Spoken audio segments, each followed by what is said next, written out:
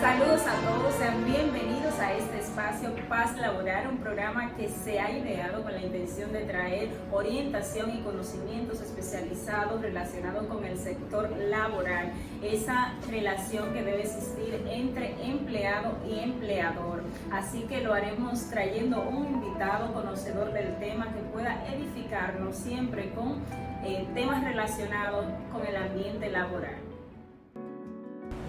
Saludos a todos, seguimos aquí. En este momento vamos a dar inicio a nuestra entrevista en este espacio Paz Laboral y está con nosotros el señor Rafael Pepe Abreu, quien es presidente de la Confederación Nacional de Unidad Sindical. Así que es un gusto para nosotros poder entrevistarle y quisiéramos conocer un poco de usted antes de entrar a algunos temas que son de gran interés.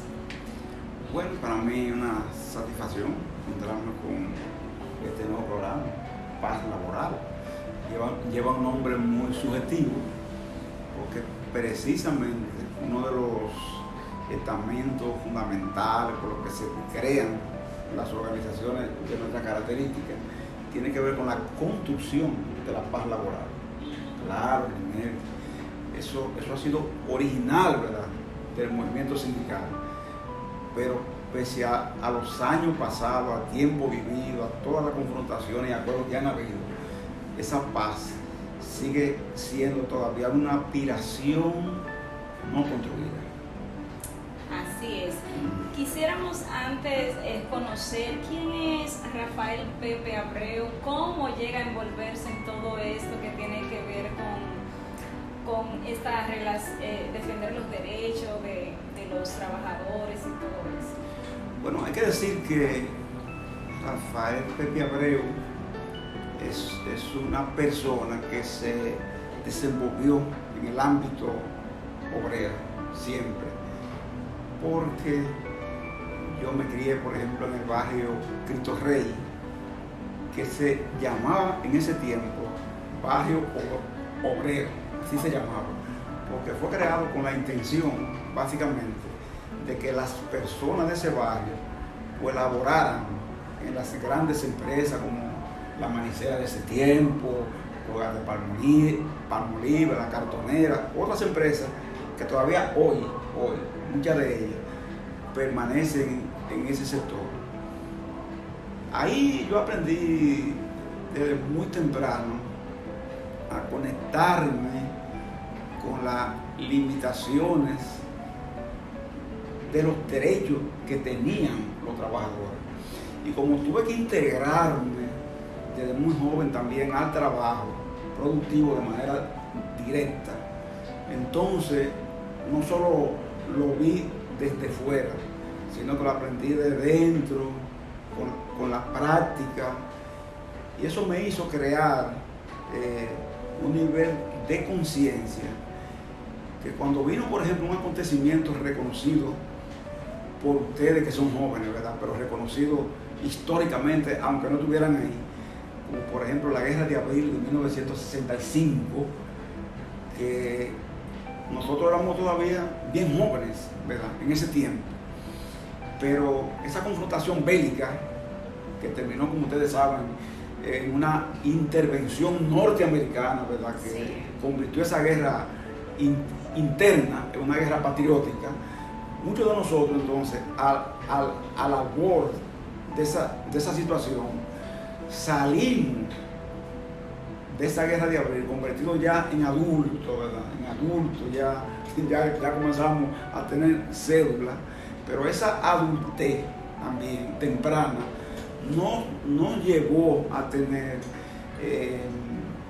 una visión cada vez más consciente de la necesidad que había de reivindicar derechos como de los trabajadores, porque a seguida, como se sabe, hubo en este país un tiempo de gran inestabilidad, y en el 1966, llega al poder un señor llamado Joaquín Balaguer Ricardo, ¿verdad?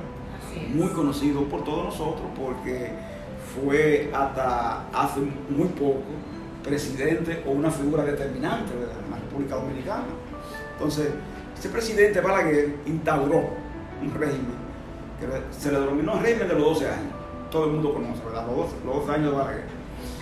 Y en esos 12 años, la persecución política, la ley de austeridad, que se le llamó a la ley de congelación salarial, nos llevó a nosotros, una juventud rebelde, a confrontar directamente ese régimen.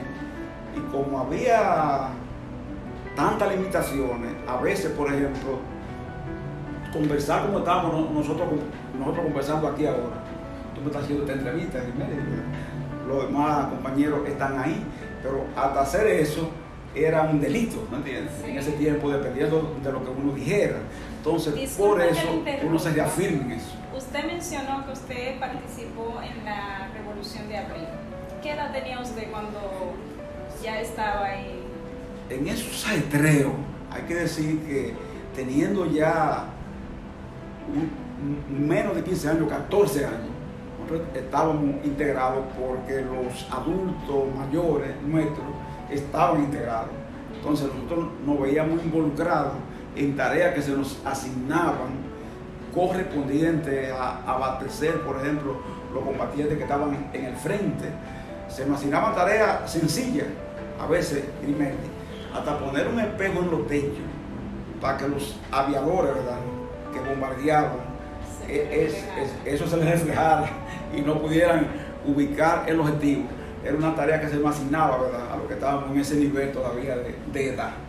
Es decir que, como tú ves, fue una formación forzada por circunstancias que nos obligaron, ¿verdad?, a actuar de acuerdo a lo que la situación no obligaba a hacer en ese momento determinado. Y brevemente aprovechar esa etapa que usted menciona, que realmente ha sido muy importante para la República Dominicana, y de hecho en ese tiempo había como un florecimiento de los movimientos también, precisamente quizás por esa lucha que había un espíritu en los jóvenes que quizás puede que ahora como que escasee un poco, de unirse colectivamente a defender ese derecho común. ¿Alguna historia brevemente que usted recuerde durante su participación en la Revolución de Abril? Bueno, hay que decir que esa formación nuestra fue una proyección que nos permitió entonces lanzarnos a la construcción de organizaciones que han perdurado, por ejemplo, hasta el día de hoy, porque haber atravesado por las cárceles, ¿verdad?, por las cárceles de su tiempo, por las cárceles balagueritas, por periodos de tiempo duro, también contribuyó a formarnos. Y hoy nosotros estamos aquí sentados. ¿Usted estuvo preso? Se puede, mira, yo estuve mucho preso, pero hubo una prisión de 3 años. Wow. Y 3 años en La Victoria son unas vacaciones como que nadie deseaba, y sobre todo en esos tiempos. Entonces, de ahí nacieron organizaciones que dan base a lo que somos hoy. Por ejemplo, Domingo es una persona de hoy relativamente, pero tú analizas qué le dio formación a esto, a lo que Domingo se inserta hoy. Fue aquello, porque se originó allá y permaneció como corriente hasta lo que somos hoy. Ya no quiero tomarle mucho tiempo en este tema, pero ya que usted menciona ese tiempo que usted duró encarcelado de 3 años, ¿cuál era la causa? La causa básicamente era que yo estaba involucrado, por ejemplo, en el movimiento sindical y también en el movimiento político de izquierda. Yo pertenecía a un partido llamado Movimiento Popular Dominicano, que derramó mucha sangre, como tú decías, de su juventud. Una persona como Amin Abel Hasbún, creo que ustedes lo han oído mencionar, sí. Otto Morales, Maximiliano Gómez, papá de Guido, el moreno Guido Gil, por ejemplo, fueron personas que fueron o desaparecidas o asesinadas, ¿verdad?, en ese gobierno. Entonces nosotros teníamos 3 opciones: cárcel, muerte o exilio. Esas eran las 3 opciones que se nos daban. Entonces al grupo nuestro, al grupo mayoritario, nos tocó la cárcel, sobrevivir en la cárcel. Ahí, por supuesto, siempre uno tenía un expediente que te fabricaban. Por ejemplo, en el caso mío fue porte ilegal de armas de fuego. ¿Entiendes? Las armas de fuego nunca aparecieron, pero se dijo que había porte ilegal de armas. Fíjate que nunca hubo una sentencia, nunca la hubo. 3 años, a los 3 años, después de muchos reenvíos y contrarreenvíos de la causa, porque no encontraban base para la acusación, terminaron soltándome después de una huelga de hambre que hicimos de alrededor de unos 15 días, resistiendo y forcejeando para que nos liberaran, ¿verdad? Y nos liberaron 3 años después, cuando hicimos esa huelga de hambre.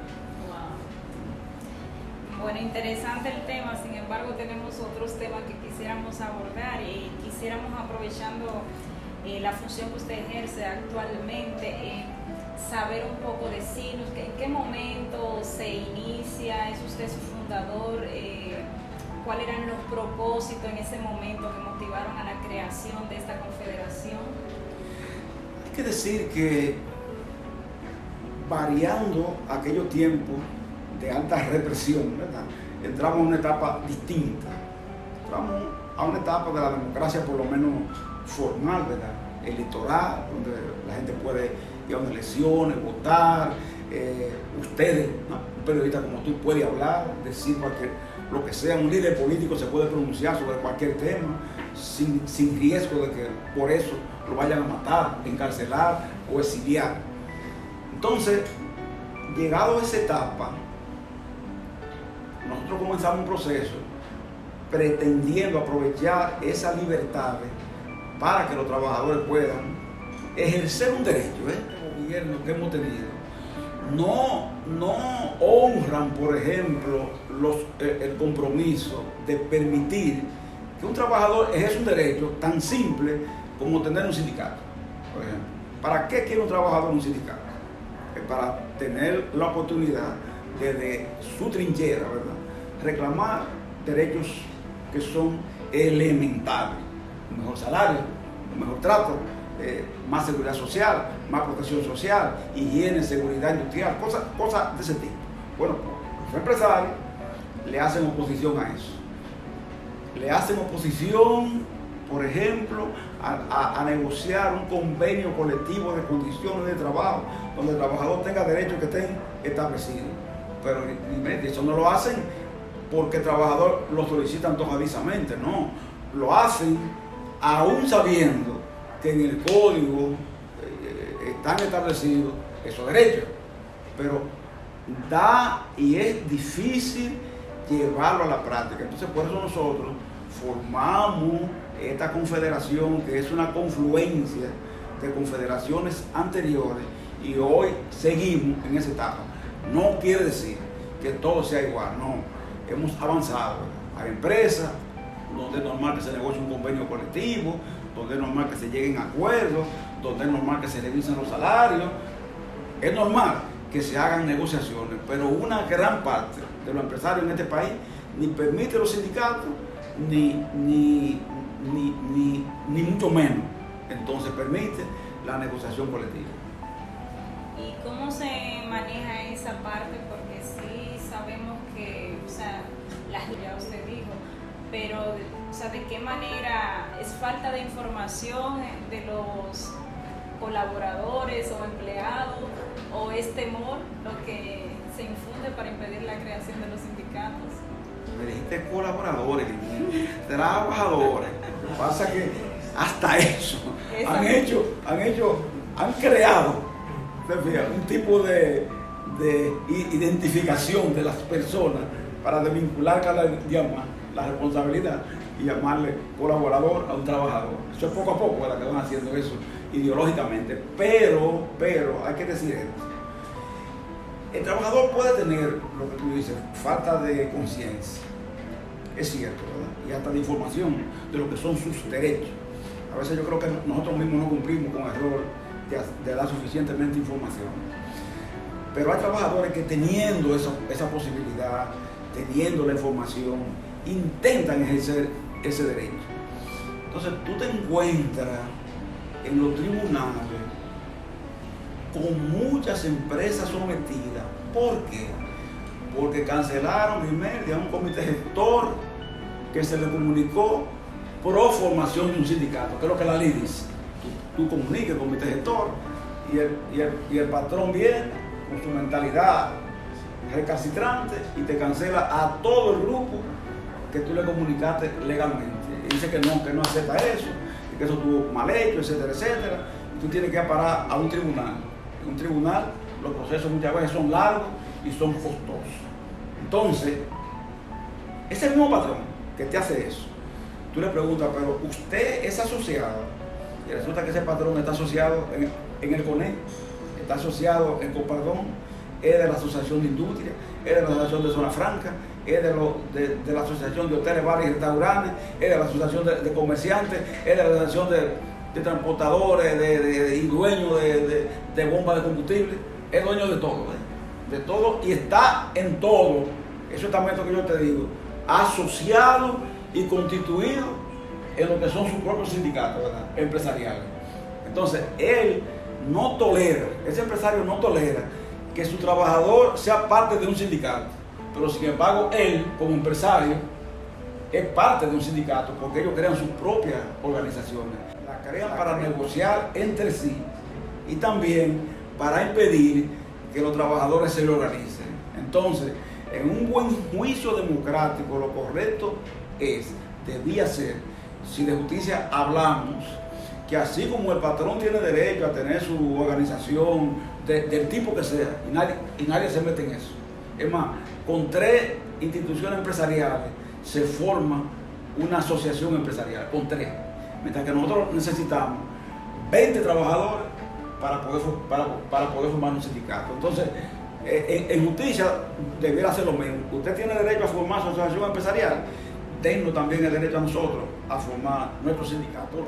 A su 5º congreso participaron alrededor de unas 1.300 organizaciones de diferentes matices, procedencias y demás, porque ya nosotros no organizamos, no nos limitamos a organizar a las empresas estructuradas, formales, sino que también, como ha aumentado tanto la informalidad, ¿entiendes?, organizamos también, por ejemplo, organizaciones de ama de casa, organizaciones que son de carácter popular, que son campesinas, es decir, que no son el clásico trabajador. Bien, le preguntaba, señor Rafael, a propósito de esta confederación y que este programa Paz Laboral tiene el propósito de traer orientación a toda la población, a todos los trabajadores en sentido general.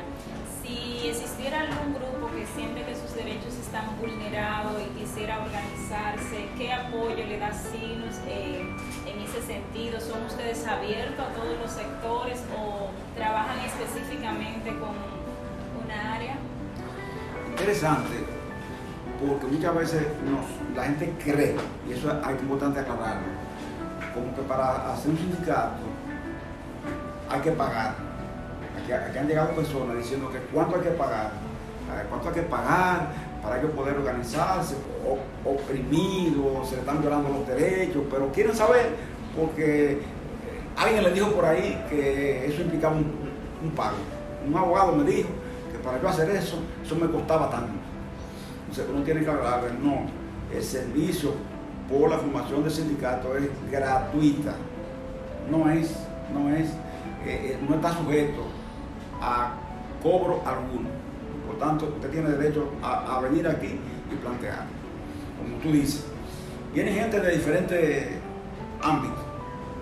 Por ejemplo, en estos días, vienen y ellos nos plantean la siguiente inquietud. Miren, nosotros trabajamos en una empresa que la mayoría es extranjera. Nuestro código establece la ley del 80-20, pero ellos nos dicen, mire, es que allá es al revés, es el 20-80, o sea, dicen ellos, a favor de los extranjeros. Y entonces yo digo, pero qué curioso, llama como la atención que eso sea así y que nadie se haya preocupado por registrar un tema de ese tipo, porque se presume que esa gente son parte de una planilla, que están reportados, de más uno. Cuando investigamos, efectivamente lo indica, porque son entrenadores de varias ramas del deporte, ¿verdad? Sí.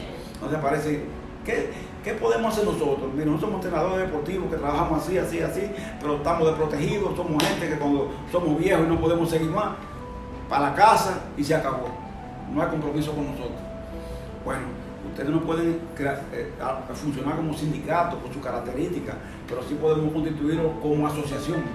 Entonces, le constituimos una asociación de entrenadores deportivos. Ellos están funcionando, ¿verdad? Están haciendo sentir su presencia y su derecho. A veces es lo contrario, se aparece una empresa estructurada, formal, y nos plantean el tema de los requisitos para un sindicato. Bueno, usted tiene que tener 20 personas, por lo menos, un comité gestor, para comunicarlo. La ley establece que cuando se comunica el comité gestor, ya usted tiene derecho a una especie como de fuero, que lo que tiene que hacer es convocar al Comité Nacional de Salario. Como la tarifa ya tiene más de un año, la que vimos en el 2021, en julio cumplió un año. Entonces, la ley permite que al año de vigencia de una tarifa se pueda pedir su revisión.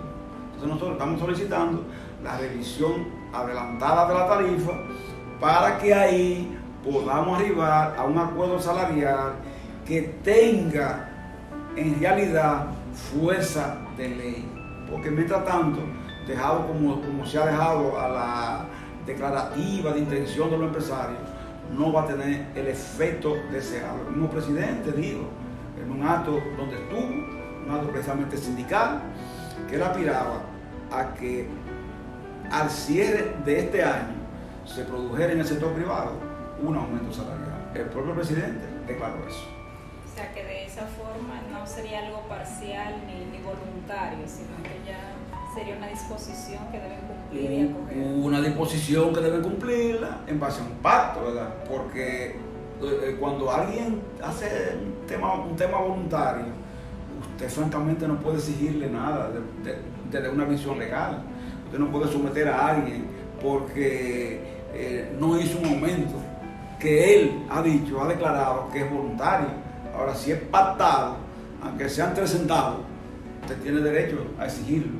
Por ejemplo, la tarifa que nosotros discutimos anteriormente, que te decía que tiene ya un año y 3 meses, algo así. Esa tarifa, por ejemplo, hay empresas que no la han cumplido todavía. Y te pongo un ejemplo. Los consorcios de banca de apuestas, la mayoría no han cumplido con esa tarifa, que tiene un año y pico, y muchos de ellos lo tenemos sometido a los tribunales, porque alegan que una tarifita ahí de 11.200 pesos que le pusieron a ellos, de que supuestamente no la pueden cumplir, porque ellos son de que empresas débiles que no pueden asumir un costo de ese tipo, cuando uno sabe que la banca de apuestas, la mayoría, son hoy consorcios, ¿entiendes? Y que tienen fuerza además para hacer eso. Quisiera preguntarle, manteniendo la intención que tenemos de orientación, usted menciona que están sometiendo ese sector, ¿es así? Sí, está sometido, está. ¿Quién ejecuta ese proceso? ¿Lo hace la Confederación? ¿Lo hace el sindicato directamente? No, nosotros tenemos alrededor de unos 3 sindicatos en banca de apuestas que están ahí. Entonces ellos, los compañeros, nos apoderan a nosotros. Entonces nosotros apoderamos los abogados nuestros y mediante ese proceso llevamos a los tribunales a estos señores de las bancas. Entonces estamos ahora en eso. Ya hubo una audiencia, una primera audiencia que se llamó como a buscar una especie de conciliación, acto conciliatorio. No fue posible hacerlo porque lo que los empresarios quieren es, oye lo que ellos quieren, por ejemplo, en la tarifa esa que discutimos, sencillamente lo que se llevó fue, ese mínimo fue de 8.000 pesos que ellos pagaban, 8.000 pesos que ellos pagaban, oigan bien, 8.000 pesos, llevarlo a 10.900 pesos. Eso fue lo que se aprobó ahí. Entonces ellos quieren reducirlo y que solo se le aumenten a los trabajadores alrededor de unos 600 pesos más. O sea, ponerle 8.600 pesos. Yo no, tú ves a personal femenino que trabaja en la banca de apuestas, porque la mayoría son mujeres, todos sabemos, y uno ve las condiciones en que trabajan estas señoras, estas mujeres. Tú la ves en un sitio ahí, arriesgando su vida, porque los atracos, la violencia y demás contra ellas se produce cada rato. Tú ves que ahí no hay ni siquiera condiciones higiénicas ni sanitarias para que alguien pueda hasta hacer necesidades elementales. Todo eso tú lo puedes ver. Sin embargo, ellos insisten en presentar a esas empresas como entes empobrecidos que no pueden cumplir con esas simples cosas. Todo el mundo sabe aquí que inclusive el Congreso nuestro está lleno de banqueros, no banqueros, sino de dueños de banca de apuestas. No sabemos que eso es así. ¿Por qué?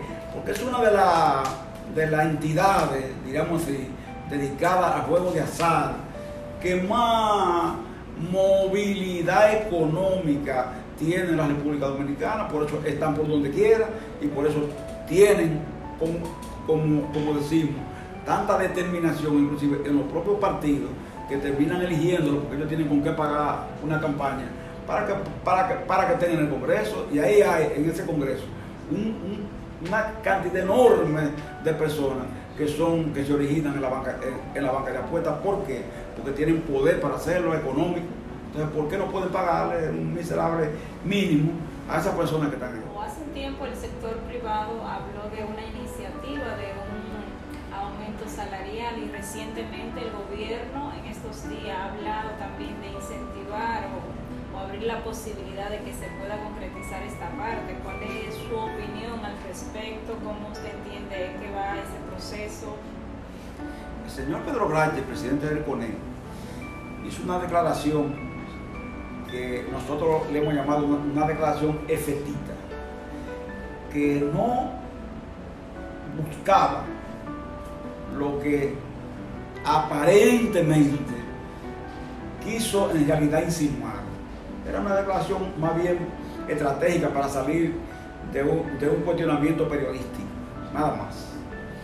Porque él dijo que ellos estaban de acuerdo con un aumento salarial, pero que fuese voluntario. Y entre el sector empresarial, la verdad que eso no funciona. Lo voluntario prácticamente no funciona entre ellos. ¿Han recibido ustedes durante esta trayectoria alguna represalia de parte de alguna empresa, o si no han sido ustedes directamente algún miembro sindical que hayan tenido que darle protección? ¿Cómo se maneja ese tipo de situaciones?